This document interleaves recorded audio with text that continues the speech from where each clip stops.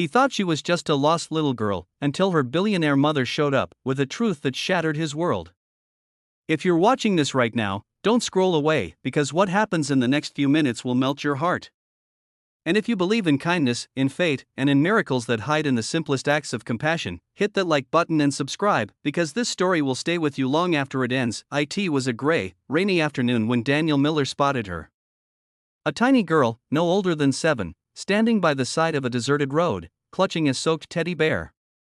Daniel was driving home from another long shift at the auto repair shop, his hands still smeared with grease, his eyes heavy from exhaustion. Life hadn't been kind to him lately.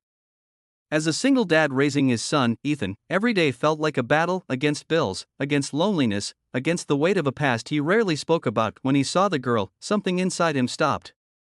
He pulled over immediately, rolled down his window, and asked gently, "Hey, sweetheart, are you okay?" She didn't speak.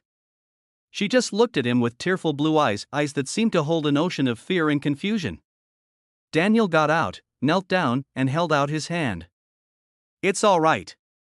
You're safe. My name's Daniel." After a few moments, she whispered, "I can't find my mommy." That single sentence was enough. Daniel wrapped his jacket around her and brought her into his truck. "Don't worry," he promised, "we'll find her." He took her home, his small, worn-out house where the roof leaked in 2 corners and the kitchen smelled faintly of motor oil. Ethan, his 9-year-old son, stared in surprise. "Dad, who's she?" Daniel smiled softly. "A friend who needs our help." The girl's name, they soon learned, was Lily. She barely spoke for the first hour. But when Ethan showed her his collection of toy cars and offered her the red one, his favorite, she smiled for the first time. That smile changed everything. The night grew long. Daniel called the police to report a lost child, but there were no reports matching her description. The storm had knocked out the power in half the county. So, Daniel made her some soup, tucked her into Ethan's bed, and stayed up watching over her, just in case. By morning, something strange had happened. Lily had begun to cling to him as if she'd known him forever. She'd hold his hand tightly, ask him not to leave her side. She kept saying, "You're kind, like my daddy." Those words hit Daniel hard. He hadn't heard them in years, not since Ethan was a toddler, back when his wife left, unable to handle the weight of their struggles. He had learned to survive alone, to hide his pain behind quiet strength. But Lily's innocence cracked something open inside him. The next day, a black convoy of luxury cars rolled down the street. Daniel stood in his driveway as the vehicles stopped, and a woman stepped out, tall, elegant, and trembling with emotion.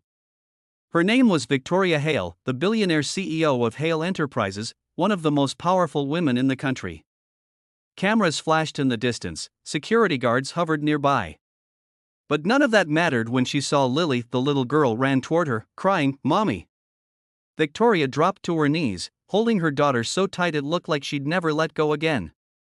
Tears streamed down her face, ruining her perfect makeup.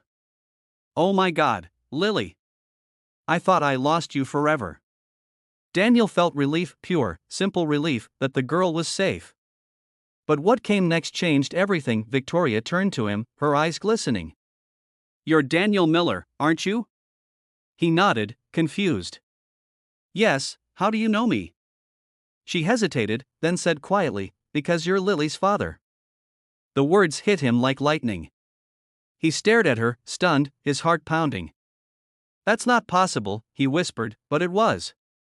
Years ago, before his marriage, Daniel had been in a relationship with Victoria, a brief, passionate love that ended when their worlds collided.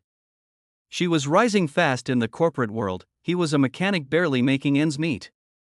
When she found out she was pregnant, she made a choice to raise the child alone, not wanting to burden him.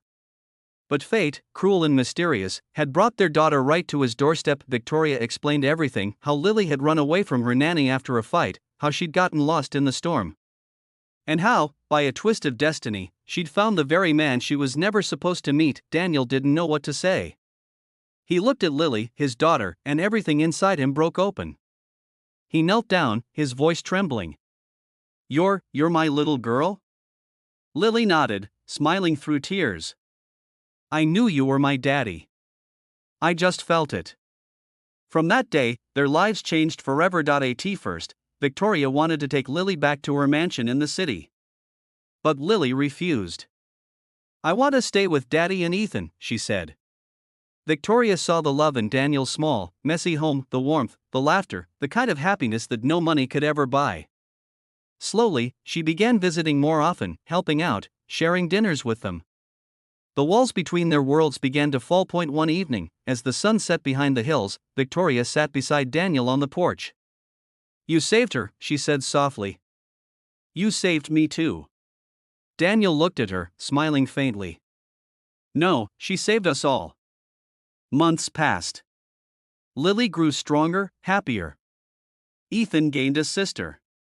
And for the first time in years, Daniel felt something he'd forgotten how to feel. Hope. In the final scene of this story, you can picture it: the single dad, the billionaire mother, and the two children laughing together under the same roof.